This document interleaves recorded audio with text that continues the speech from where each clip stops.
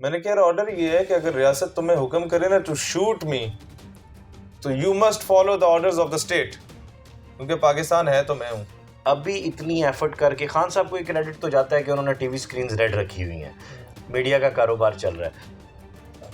बिस्मिल्लाहिर्रहमानिर्रहीम, अल्लाहुम्मा सल्ली अला मुहम्मद व आलि मुहम्मद। मैं वकास अज़ीज़। नाज़रीन, इस वक्त पाकिस्तान में सियासत का बाज़ार बहुत शिद्दत से गर्म हो चुका है। मौसम सर्द है वफाकी दारुल हुकूमत का, लेकिन यहाँ पे जो सियासी दर्जा हरारत वो बढ़ चुका है। लॉन्ग मार्च की आमद है।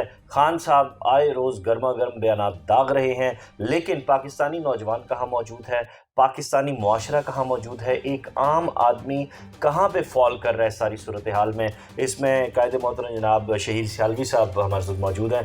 बहुत मोहब्बत आपकी कि आपने वक्त दिया मुझे।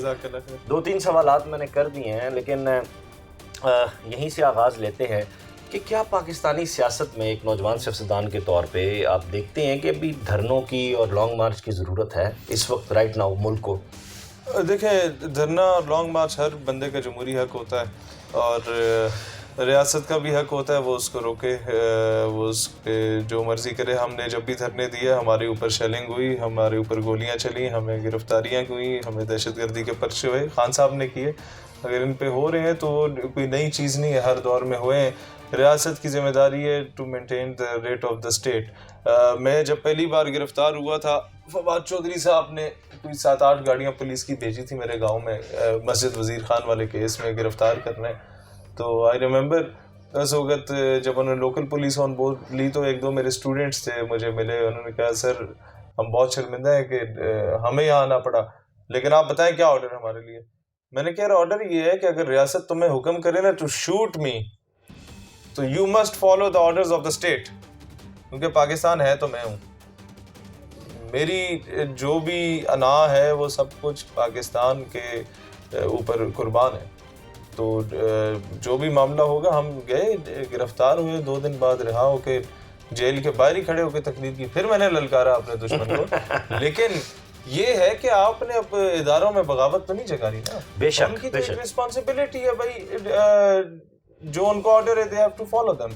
अब उसमें ये तो नहीं है कि उनकी पर्सनल लाइकिंग या डिसलाइकिंग में हो। अब वो जो पुलिस वाले आए थे वो सारे रास्ते में इसी को गालियां निकाल रहे थे, मुझे दुआएं दे रहे थे, लेकिन उनको ऑर्डर था, they have to follow the order. तो इसीलिए मैं एक चीज़ हमेशा कहता हूँ कि खान साहब को जिससे इख्तिलाफ है उसको जो मर्जी ले ताड़ें, लेकिन कोई ऐसा बयान ना हो जिस तरह शहबाज गिल साहब ने बगावत की बात की, वो रियासत को नुकसान पहुँचाता है, उसके बयानिए को नुकसान पहुँचाता है, और उसके बाद जगहसाई होती है हमारी रियासत की। सही। इन्हीं ज़ख्मों के साथ अगर चल के आ सको तो आओ। तो खान साहब की जो ज़ख्म है वो भी काफ़ी ज़ेरे बहस है इस वक्त, वो पट्टी खोलना और वो सारा। हम इज़हार हमदर्दी करते हैं नहीं, आप एक चीज़ का क्रेडिट उसे दें, 70 साल की उम्र में अगर वो गोलियां खा के चल रहा है ना सर, 70 साल के 40 साल के बंदों से अभी चला नहीं जाता। नहीं, उनका फिटनेस लेवल तो है, वो है, उसका मोटिवेशन लेवल भी है, ये क्रेडिट उसे देना चाहिए।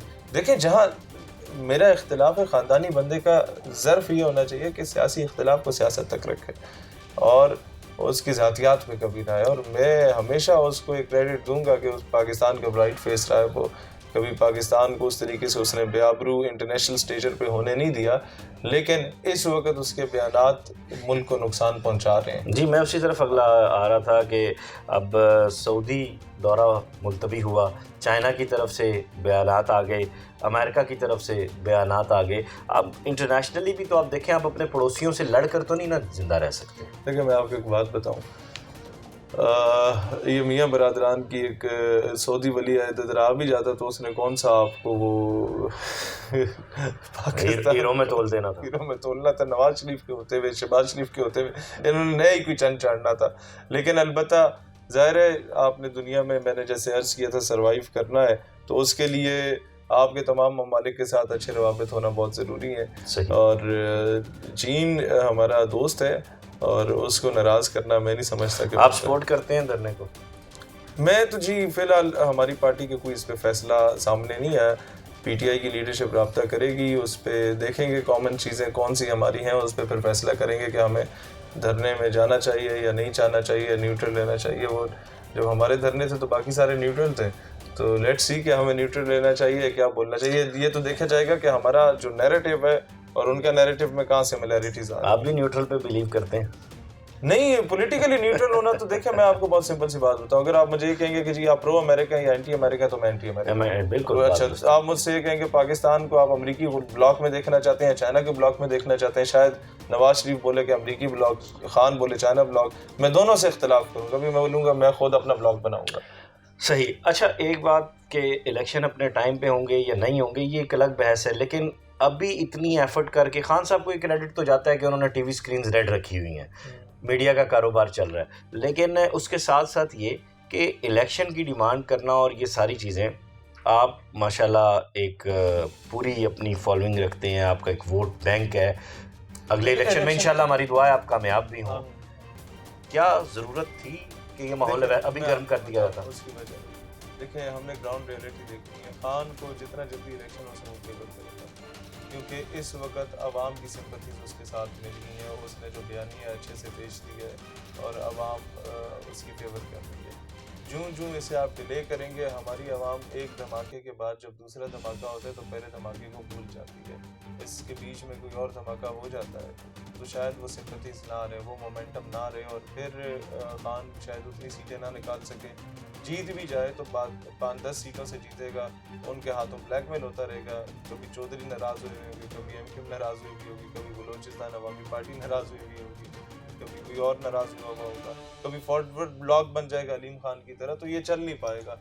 तो इसका यही है कि जो 5 साल पहले ख्वारी में काटे हैं वो दोबारा ना काटे जाएं, इसकी वजह से ये कह रहे हैं कि इलेक्शन फटाफट कराए जाएं, क्योंकि बाद में अमेरिकी बयानिया जो इन लोगों ने क्रिएट किया था या हुआ था या उसने किया था, अमेरिका ने इन्वॉल्वमेंट अगर की थी तो वो पुराना हो जाएगा, इसीलिए ये चाहते हैं कि जल्दी इलेक्शन हो। अब लेट्स सी कि ये कितना कामयाब होते हैं। हुकूमत तो चाहती है कि इलेक्शन ड्यू टाइम से भी थोड़ा लेट हो। मेरी जो 2-3 FIR तो वो करवा नहीं सके तो इलेक्शन कैसे करवाएं?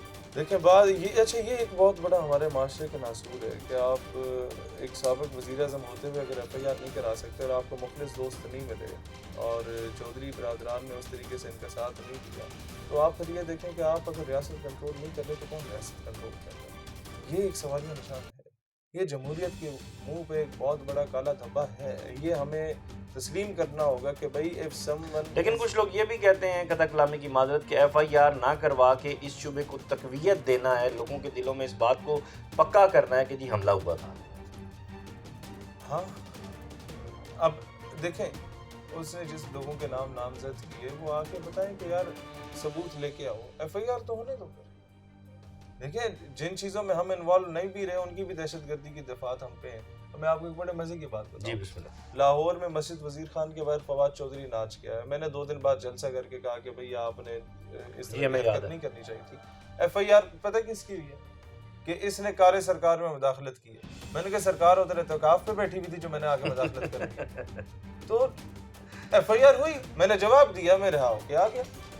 तो इसी तरीके से भाई FIR होने दे, अगर वो बजिद है और उस पर खेल रहा है आपके खिलाफ तो आप जाएं जवाब दें, लॉजिकली प्रूव करें, अल्लाह फैसला।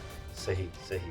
तो अब इसमें नए आर्मी चीफ की भी आमद है, सारी सूरत हाल भी डेवलप हो रही है, चाहे कोई सा भी नाम हो, जैसे 3-4 नाम गर्दिश में करें, जो भी बनकर आए, हमेशा आर्मी चीफ की जो तकर्री है वो एक मुहिमा रहती है, वो भी हल हो जाएगा। इसके बाद का पॉलिटिकल सिनेरियो क्या देख रहे हैं? देखिए बात ये सबसे पहले तो वफाकी हुकूमत और फौज की जो लीडरशिप है ये उसका फैसला है, वो जिसको लेके बिल्कुल ऐसे तो इसमें या तो मैं उन 5 जनरलों में से किसी से ज़ाती तौर पे मिला हुआ हूँ या किसी को ज़ाती तौर पे जानता हूँ, तो फिर मैं कह सकता हूँ कि यार इसे बनना चाहिए। मैं मिला हुआ नहीं हूँ तो नहीं, ओवरऑल सिनेरियो कि कोई भी नया आर्मी XYZ कोई भी होता है तो नया सीन क्या होगा? एक चीज़ होगी कि फौज का एक अपना स्टैंस होता है हर चीज़ पे, लेकिन हर बंदा आखिरकार एक इंसान होता है और उसकी अपनी लाइकिंग, पर्सनल लाइकिंग डिसलाइकिंग होती है और उसका माजी रहा हुआ होता है, जिसमें डिपेंड करता है कि वो किस नैरेटिव को, किस बयानिए को पसंद करता है और वो डिपेंड करता है कि कौन सा बंदा उसको कितनी रिस्पेक्ट दे रहा है, तो उसी बेस पे फिर फैसले करेगा आगे के। और सबसे बड़ी चीज़ होती है अवामी प्रेशर। इस वक्त जो अवामी प्रेशर है वो तो डेफिनेटली PMLN के अगेंस्ट आ रहा है, तो डिपेंड करता है कि वो मेरिट पे आगे आके फैसले करेगा या इमेज बिल्डिंग के बुनियाद पे फैसले करेगा। कहीं मार्शल लॉ का कोई चांस ना, लगना भी नहीं चाहिए। लगे तो मैं उसके सबसे ज़्यादा मुखालिफ हूँगा। उसकी वजह ये है कि बहुत शहादतें, हज़ारों शहादतें देने के बाद फ़ौज का इमेज बेहतर होता है और फिर कोई ना कोई जर्नैल आके इस तरह का चंद चाड़ जाता है जिससे पाकिस्तान की आर्म फोर्सेस का इमेज बहुत ज़्यादा टॉर्निश होता है और दुश्मन को मौका मिल जाता है बकवासात करने की, जिस तरह आज इंडियन मीडिया कर रहा है। मेरा अगला सवाल यही था कि इंडियन मीडिया खान को बहुत ज़्यादा सपोर्ट कर रहा है, मेजर गुरु वारिया और बाकी सारे बैठ के कह रहे हैं हमने खान को फंड किया ये वो। अब ये कहा जा रहा है कि ये भी प्लांटेड एजेंडा है।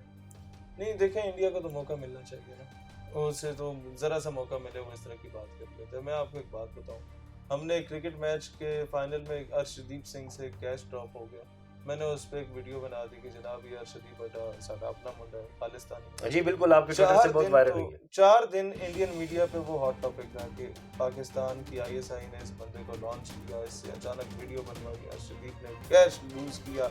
अब आप ये देखें, मेरे 12 सेकंड को इंडियन मीडिया इग्नोर भी कर सकता था, लेकिन उन बेवकूफ़ ने प्रोपागेंडा करना था पाकिस्तान और ISI के खिलाफ और हमारे खिलाफ। उस खाते में इंडियन मीडिया ने 4 दिन खालिस्तानियों को अंदर से जिंदा कर दिया, उनके स्लीपिंग सेल्स को। वो अपना नुकसान खुद करता है। चलें, क्रेडिट तो चला गया ना आपको, एक काज बड़ा आपके नाम जो आ काम गया। इदारों का बनता था मैं समझता हूँ वो हमने कर लिया अल्हम्दुलिल्लाह, और हम लोग बगैर तनख्वाहों के पाकिस्तान के लिए शहादत देने वाले नहीं बेशक ऐसा अल्हम्दुलिल्लाह। तो ये हमारा फर्ज बनता है, हम कम से कम मोमिन हो तो बेतैग लड़ता हाँ, है। बेतैग क्यों लड़ता है इसके? जाते जाते और ये 5th जनरेशन वॉर है जो हम लड़ रहे हैं जी और बिल्कुल, बगैर DGI SPR के कहे लड़ रहे हैं, ये बिल्कुल हमारी ऐसे। रिस्पॉन्सिबिलिटी बनती है। बिल्कुल ऐसे ही है, बिल्कुल ऐसे ही है। जाते जाते पाकिस्तान के नौजवानों को, शाहीनों को क्या? सर मैं तो वही पैगाम दूंगा जो हमेशा देता हूँ कि अगर आप लोग चाहते हैं पाकिस्तान को सर्व करें, पाकिस्तान का निज़ाम तब्दील करें, तो आज से तैयारी करें और ISSB के इम्तहानात दें, be a good army officer, एक अच्छा ब्यूरोक्रेट बने, CSS के इम्तहानात दे के। जुडिशरी का निज़ाम बेहतर करना चाहते हैं तो आज अगर आप कहेंगे जुडिशरी ख़राब है तो आप पे लग जानी है तौहीन अदालत, तो उससे बेहतर है तैयारी करें और अच्छा जज बन के खुद इंसाफ के फैसले करें। ये बेशक भले ही 20 साल बाद हो, be a good politician as well, बिकाऊ माल ना बने। किसी के कहने पे आपने अपने फैसले नहीं करने, अपने मुल्क के फैसले खुद करने, इसमें बैठ के आपने मुल्क का निज़ाम तब्दील करना है तो be the part of the system. बाहर बैठ के नारे लगाएंगे हमारी तरह तो कोई फ़ायदा नहीं है। वो हम 70 सालों से नारे लगा रहे हैं, आगे भी लगाते रहेंगे। हम सियासतदानों को तरबियत कर रहे हैं जो मुस्तकबिल के, आप आएँ, अच्छे फ़ौजी अफसर बने, अच्छे ब्यूरोक्रेट बने, अच्छे जज बने। जब प्योर मुहिब वतन, मुहिब इस्लाम लोग जब आएंगे सिस्टम में, ऑटोमेटिकली मुल्क का निज़ाम बेहतर हो जाएगा। अदरवाइज नारे हैं सर, धरने हैं, रैलियाँ हैं, इंशाल्लाह। मैं शेर भाई की नज़र अपना एक शेर करके इजाज़त चाहूँगा कि इस नई नस्ल की कहानी को, इस नई नस्ल की कहानी को हमने लिखना है अब मोहब्बत से। वाह वाह, अपना ख्याल रखिएगा, पाकिस्तान का ख्याल रखिएगा। अल्लाह हाफ़िज़। पाकिस्तान